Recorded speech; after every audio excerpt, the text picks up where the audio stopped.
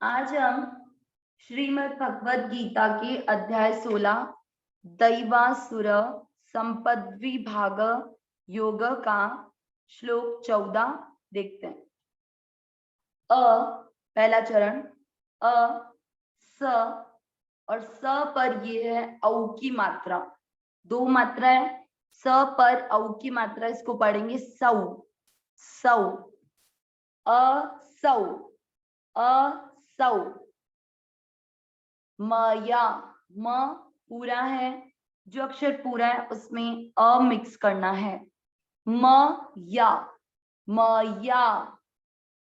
ह और त दोनों अक्षर पूरे हैं, जो अक्षर पूरे हैं उन दोनों के उच्चारण में अ मिक्स करना है। हत हत, यहाँ पर है विसर्ग, तम अ की मात्रा है इसलिए विसर्ग को पढ़ेंगे ह हतः। ध्यान दीजिए, एक एक बात आपको सुननी है, एक एक अक्षर पे ध्यान देना है। असौ मया हतः श। अब ध्यान दे, यहां पर था स, यहाँ श श। त्र पर उ की मात्रा त्रु, र के नीचे हलंत, आधा अक्षर पूरे के साथ पढ़ा त्रुर, शत्रुर। वापस असौ मया हतः शत्रुर। मात्रा छोटी, लंबा नहीं खींचना। राग से एक बार वापस देखेंगे। असौ मया हतः शत्रुर। दूसरा चरण ह नी, मात्रा छोटी, आधा षटकोण वाला, हनिश ये हनिश ये। कल जैसे शब्द था वैसे य का उच्चारण, जैसे कल था प्राप्स ये, वैसे ही हनिश ये।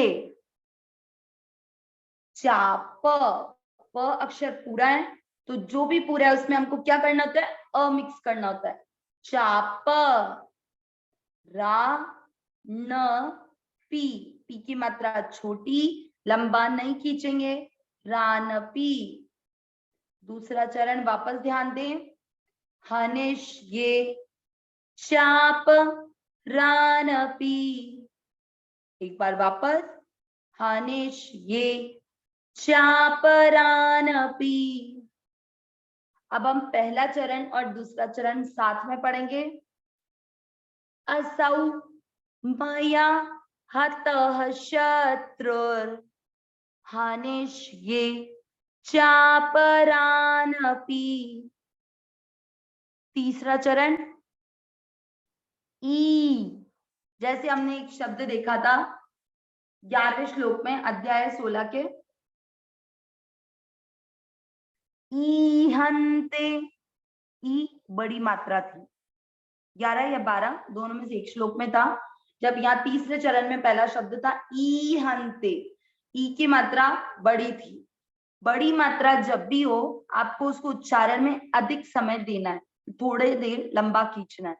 एक तो होता ई और ई, ईश ईश ईश वरो, व पूरा है ना, ईश्वरो। अवग्रह आ गया, रो को लंबा खींचिए, यहाँ जो लंबा खींचा वो मात्रा के कारण खींचा। ईश्वरो, यहाँ ध्यान दीजिएगा एक एक बात पर।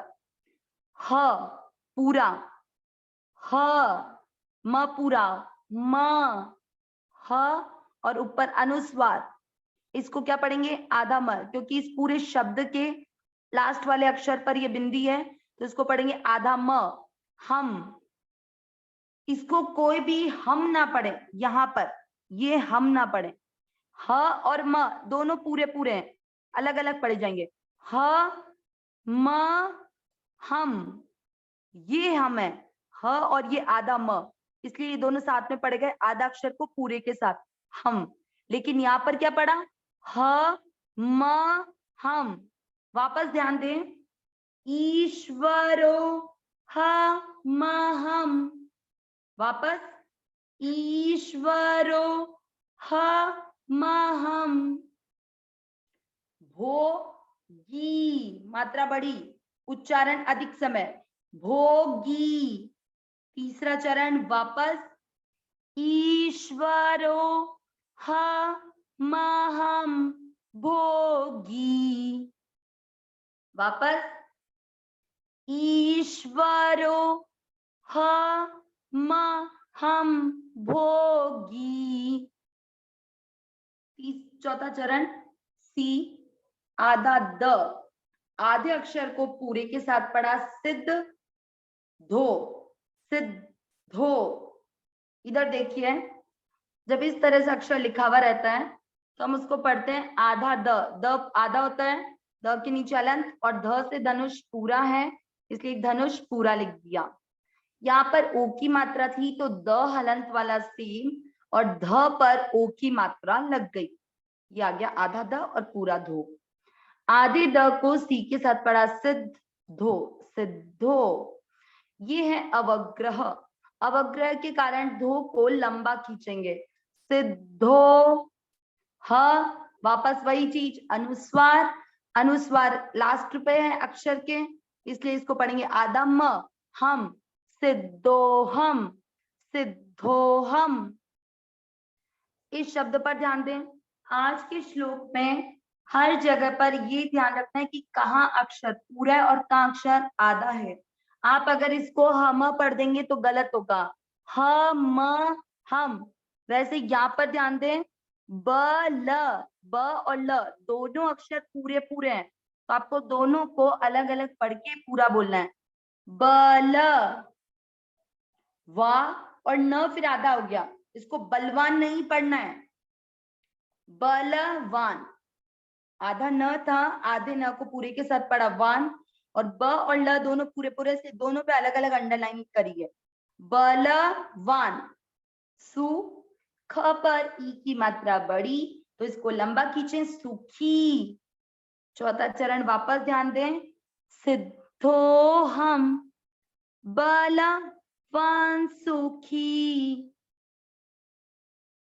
अब हम तीसरा और चौथा चरण साथ में पढ़ रहे हैं, सभी कंसंट्रेट होकर पढ़े।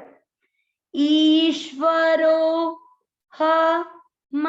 हम भोगी, सिद्धो हम बलवान सुखी। अब पूरे श्लोक का उच्चारण एक साथ करते हैं, सभी साथ में जरूर करें। असौ मया हतः शत्रुर हनिष्ये चापरानपि, ईश्वरो महं भोगी, सिद्धोहम बलवान सुखी। एक बार वापस, असौ मया हतः शत्रुर हनिष्ये चापरानपि, ईश्वरो महं भोगी, सिद्धोहम बलवान सुखी। अब इस श्लोक का अर्थ, अभी आसुरी संपदा के मनुष्य के गुण देख रहे हैं हम कई बार ऐसा मानते हैं कि इस शत्रु को हमने मार दिया है, और हनिष्य भविष्य में के लिए आ रहा है यहाँ पर, हन और इष्य, हन और शत्रुओं को हम मार देंगे। क्या बात कही, हम जो मानते हैं कि शत्रु को मैंने मार दिया और जो भी मेरे शत्रु हैं उनको मैं मार दूंगा, तो यहाँ पर भगवान ने श्लोक के माध्यम से बताया है कि हम ऐसा मानते हैं कि हम किसी को मारने की ताकत रखते हैं, बट वास्तव में ऐसा होता नहीं। जो मरता है वो जन्म और मृत्यु भगवान के हाथ में होती है, हम केवल निमित्त बनते हैं, निमित्त। ईश्वरो इस पे था, जो अपने आप को क्या मानता है? ईश्वर। ईश्वर यानी जो सर्व समर्थ है, जो सब कुछ कर सकता है, वो वह खुद को ही मानता है। जैसा हमने हिरण्यकश्यपु की कहानी में देखा, वह स्वयं को ईश्वर मानता था। ईश्वर का मतलब कि वो हर कार्य को करने में समर्थ है। आसुरी संपदा के मनुष्य ऐसा ही मानते हैं, जो ये मानते हैं कि मैं भोगी हूं, भोग भोगने वाला हूं। जो ये मानता है कि मैं सिद्ध हूं, मतलब मुझे कुछ भी प्राप्त करने की आवश्यकता ही नहीं, मुझे सब कुछ प्राप्त है। जो ये मानता है कि मैं बलवान हूं, मतलब ताकतवर हूं। और जो ये मानता है कि मैं सुखी हूं, हर तरह का सुख मेरे पास है। ये सिर्फ हमारा वहम है कि हमारे द्वारा शत्रु मारे गए हैं और भविष्य में भी हमारे द्वारा शत्रु मारे जाएंगे। हम सर्व समर्थ हैं, हम भोग भोगने वाले हैं, हम सिद्ध हैं, हम बलवान हैं, हम सुखी हैं। ये बिल्कुल गलत है। पर इसका तात्पर्य ये नहीं कि हम ये भी मानना छोड़ दें कि हम अविनाशी हैं और सहज सुख राशि हैं। ये हमारे स्वरूप के बारे में कहा गया है। और ये श्लोक हमें बताता है, जो हम शरीर के ऊपर लेकर अपने आप को मानते हैं कि हम इस शरीर से कुछ भी कर सकते हैं, वो सोचना गलत है। हमारा स्वरूप सभी का अविनाशी और सहज सुख राशि है। नारायण नारायण।